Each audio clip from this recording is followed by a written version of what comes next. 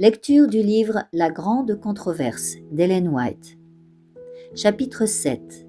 Luther se sépare de Rome. Martin Luther fut parmi les principaux acteurs qui furent appelés à conduire l'Église des ténèbres de la papauté vers la lumière d'une foi plus pure. Zélé, ardent, pieux, ne connaissant aucune crainte sinon celle de Dieu, il n'admettait d'autre base de foi que les saintes Écritures. Luther était l'homme qu'il fallait à son époque. Par lui, Dieu accomplit une grande œuvre pour réformer l'Église et éclairer le monde. Comme les premiers héros de l'Évangile, Luther naquit dans la pauvreté. Ses premières années s'écoulèrent dans l'humble chaumière d'un paysan allemand. Son père, travaillant dans une mine, gagnait à peine de quoi subvenir à son éducation.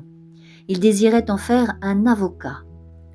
Mais Dieu le destinait à être un constructeur du vaste temple qui s'élevait lentement depuis des siècles.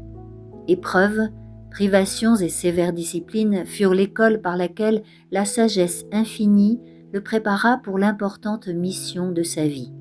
Son père était un homme fort, à l'esprit vif, possédant une grande force de caractère, honnête, résolu et direct, obéissant à ses convictions sans s'inquiéter des conséquences.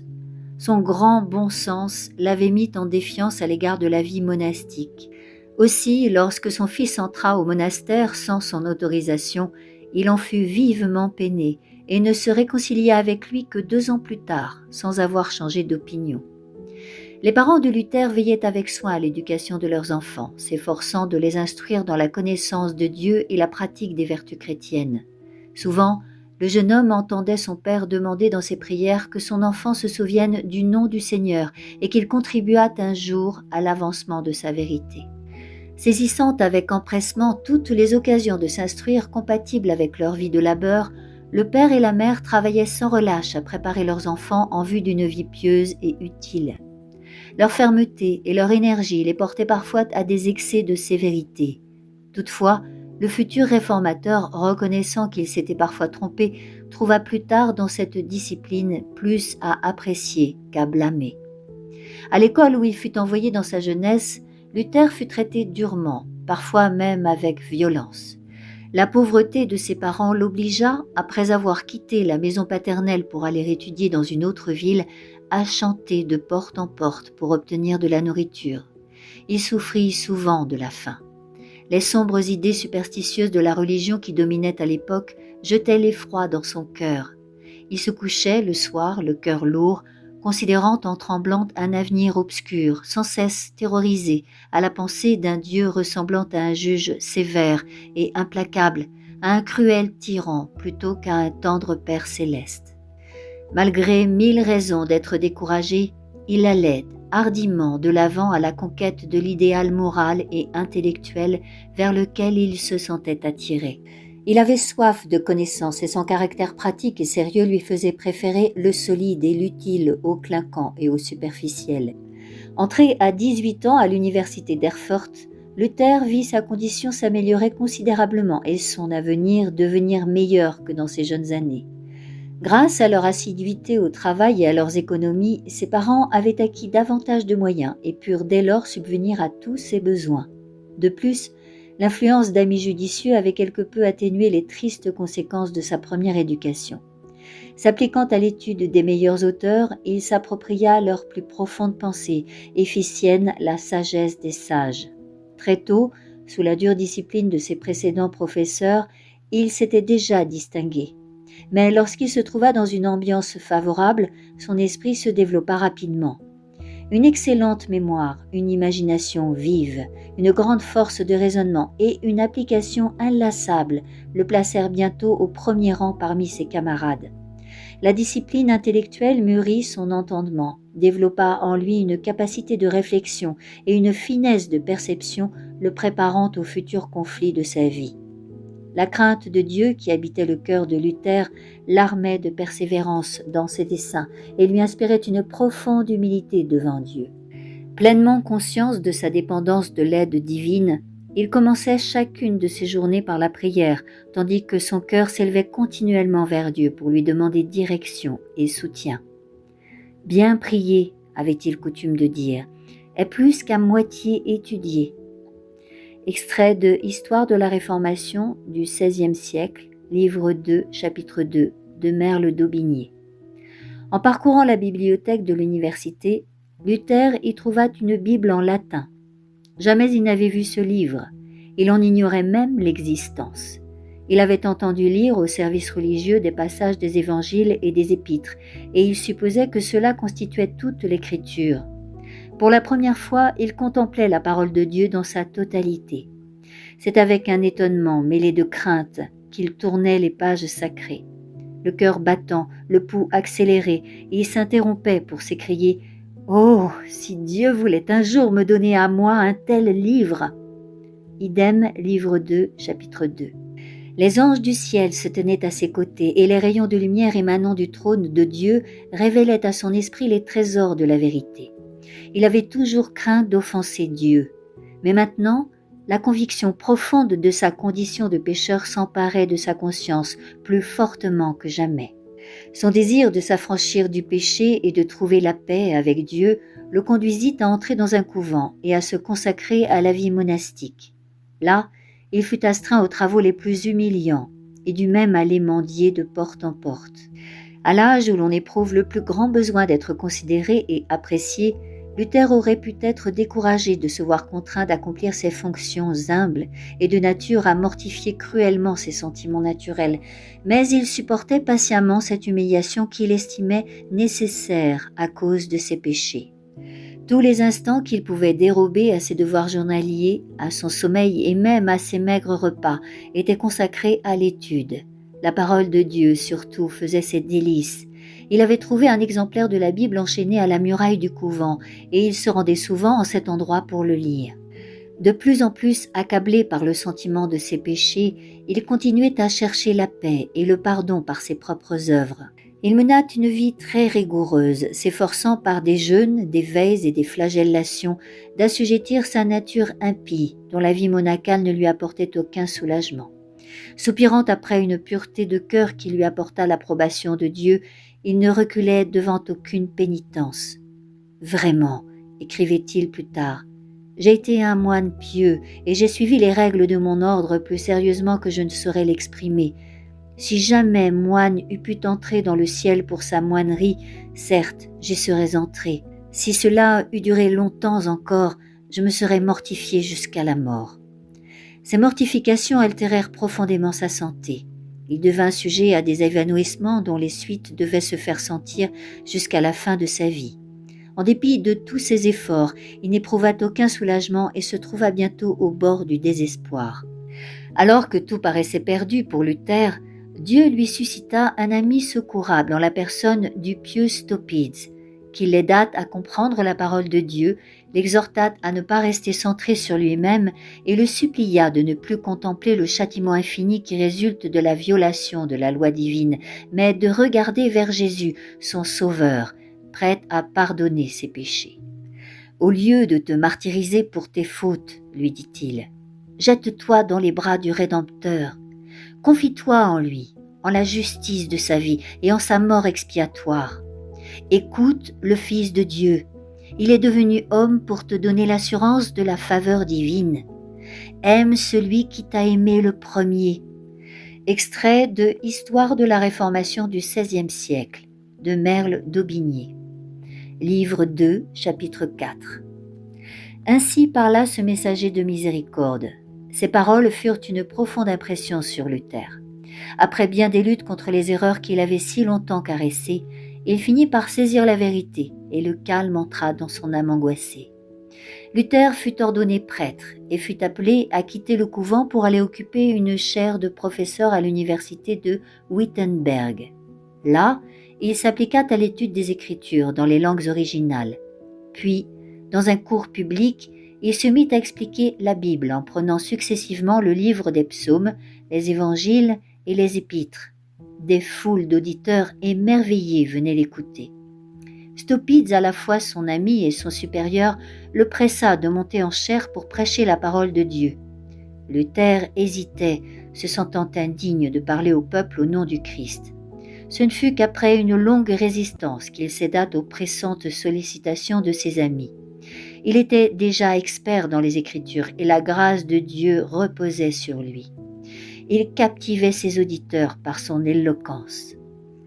La clarté et la force avec laquelle il présentait la vérité apportaient la conviction dans les esprits et sa ferveur touchait les cœurs.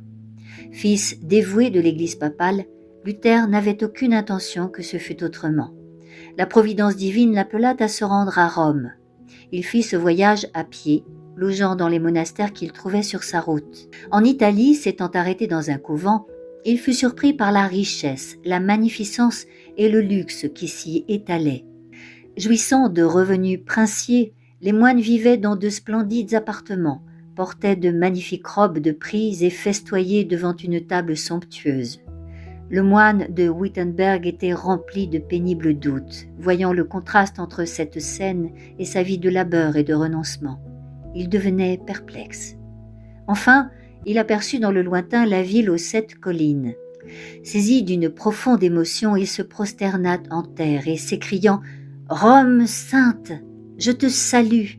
Idem, livre 2, chapitre 6. Entré dans la cité, il visita les églises, écouta les histoires extraordinaires que racontaient les prêtres et les moines et se conforma à toutes les cérémonies du culte.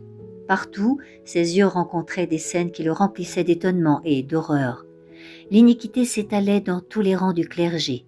Les prélats se permettaient des plaisanteries indécentes dont l'esprit profane pénétrait jusque dans la célébration de la messe. Se mêlant aux moines et aux citoyens, il rencontrait partout la dissipation et la débauche. Où qu'il se tournât, il constatait l'impiété, non la sainteté. On ne saurait croire les péchés et les actions infâmes qui se commettent dans Rome, écrivait-il. Il faut le voir et l'entendre pour le croire. Aussi a-t-on coutume de dire « S'il y a un enfer, Rome est bâtie dessus. C'est un abîme d'où sortent tous les péchés. » Tiré de Histoire de la Réformation du XVIe siècle, livre 2, chapitre 6, de Merle d'Aubigné. Par un récent décret, le pape promettait d'accorder une indulgence à tous ceux qui graviraient à genoux l'escalier de Pilate, qu'on prétendait être celui miraculeusement transféré de Jérusalem à Rome, par lequel notre Sauveur était descendu en quittant le tribunal romain. Un jour que Luther en faisait pieusement l'ascension, il entendit soudain comme une voix de tonnerre lui disant « Le juste vivra par la foi ». Romains 1, verset 17.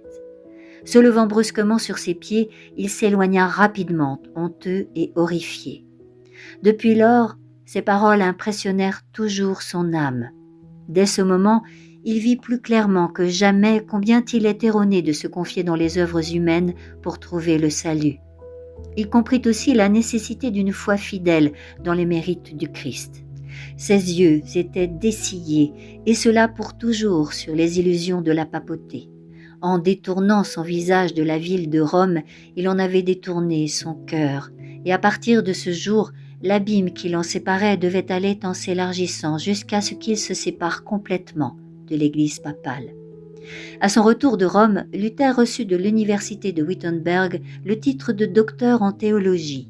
Il était désormais libre de se consacrer plus que jamais à l'étude des Écritures qu'il chérissait. Il avait fait le vœu solennel d'étudier avec soin et de prêcher fidèlement tous les jours de sa vie la parole de Dieu et non les décisions et les doctrines des papes. Il n'était plus simplement moine ni professeur, mais héros agréé de la Bible, appelé à être berger du troupeau de Dieu, d'un troupeau ayant faim et soif de vérité. Il déclarait hautement que le chrétien ne peut recevoir d'autre doctrine que celle qui repose sur l'autorité des écrits sacrés. Cette affirmation sapait les fondements même de la suprématie du pape. Elle contenait le principe vital de la réforme. Luther comprit le danger d'exalter les théories humaines au-dessus de la parole de Dieu. Il attaquait hardiment l'infidélité spéculative des scolastiques et combattait à la fois la philosophie et la théologie qui dominaient les esprits depuis si longtemps. Il dénonçait ces études non seulement comme inutiles, mais comme pernicieuses. Il s'efforçait de détourner ses auditeurs des sophismes des philosophes et des théologiens pour attirer leur attention sur les vérités éternelles exposées par les prophètes et les apôtres. Il portait un précieux message aux foules avides suspendues à ses lèvres. Jamais de tels enseignements n'avaient encore frappé leurs oreilles. L'heureuse nouvelle de l'amour d'un sauveur, l'assurance du pardon et de la paix par son sang expiatoire réjouissait les cœurs et inspirait une espérance immortelle. La lumière qui brillait à Wittenberg devait rayonner jusqu'aux extrémités de la terre et son éclat s'intensifier jusqu'à la fin des temps. Tout comme la lumière ne peut s'harmoniser avec les ténèbres, de même il n'y a pas d'entente possible entre la vérité et l'erreur. Soutenir et défendre l'une, c'est attaquer et renverser l'autre. Notre Sauveur a dit lui-même « Je ne suis pas venu apporter la paix, mais l'épée ». Matthieu 10, verset 34. Au début de la Réforme, Luther disait « Dieu ne me conduit pas, il me pousse, il m'enlève. Je ne suis pas maître de moi-même. Je voudrais vivre dans le repos, mais je suis jeté au milieu du tumulte et des révolutions. » Il fallait maintenant être précipité dans la lutte. L'Église romaine avait fait commerce de la grâce de Dieu. Les tables des changeurs d'argent, Matthieu 21, 12, s'étaient dressées auprès de ces autels et l'air retentissait des éclats de voix des vendeurs et des acheteurs. Sous prétexte de réunir des fonds en vue de la construction de la basilique de Saint-Pierre à Rome, le pape avait ordonné la vente publique des indulgences pour le péché. Avec le prix du crime et sur la pierre angulaire de l'iniquité, on érigeait un temple à Dieu. Mais les moyens mêmes dont Rome se servait pour croître allaient asséner à sa puissance et à sa grandeur le coup le plus mortel.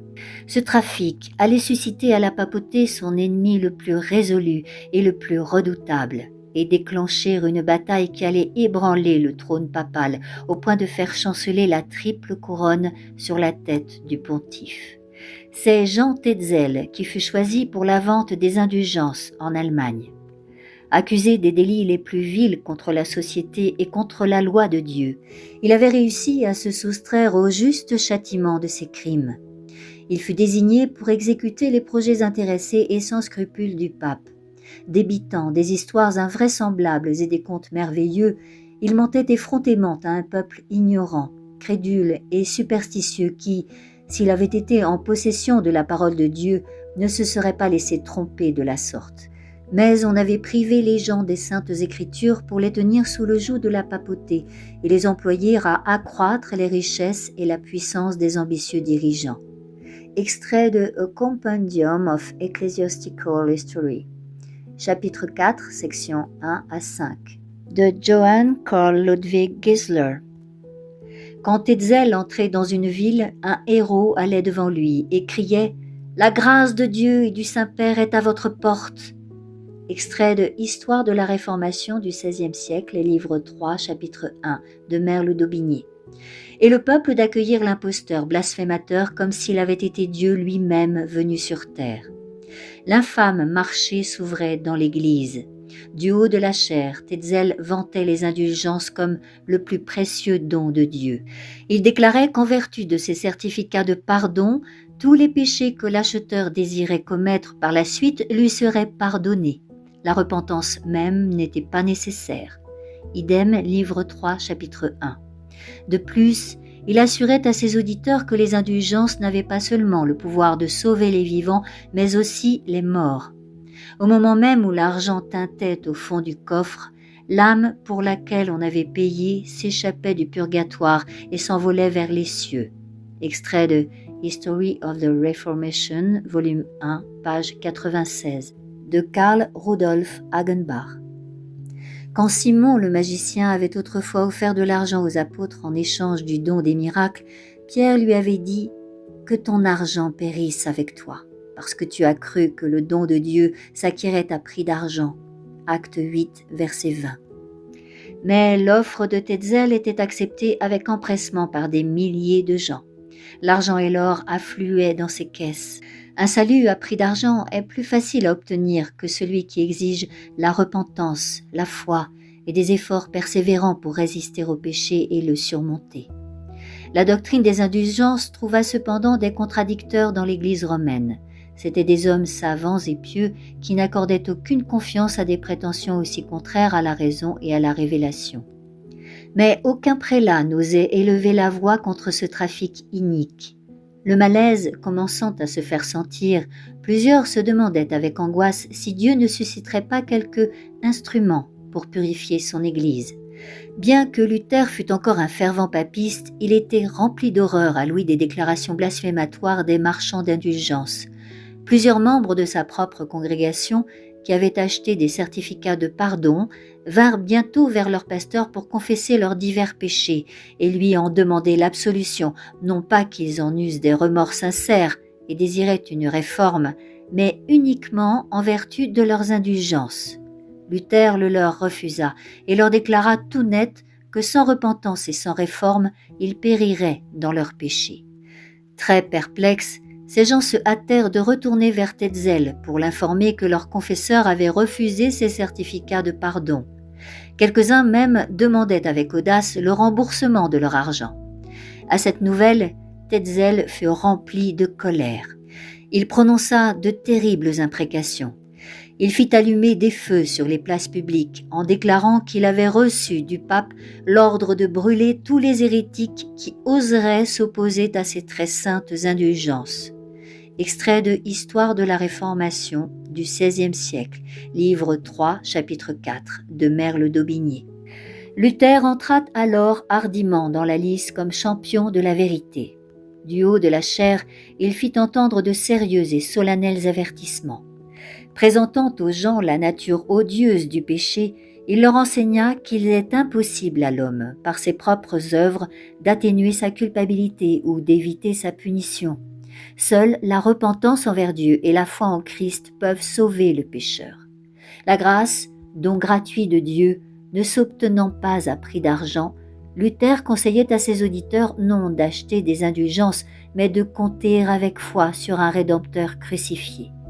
Relatant sa douloureuse expérience en recherchant vainement le salut par les humiliations et les pénitences, il les assura qu'il n'avait trouvé paix et joie qu'en détachant ses regards de sa propre personne et en croyant en Christ.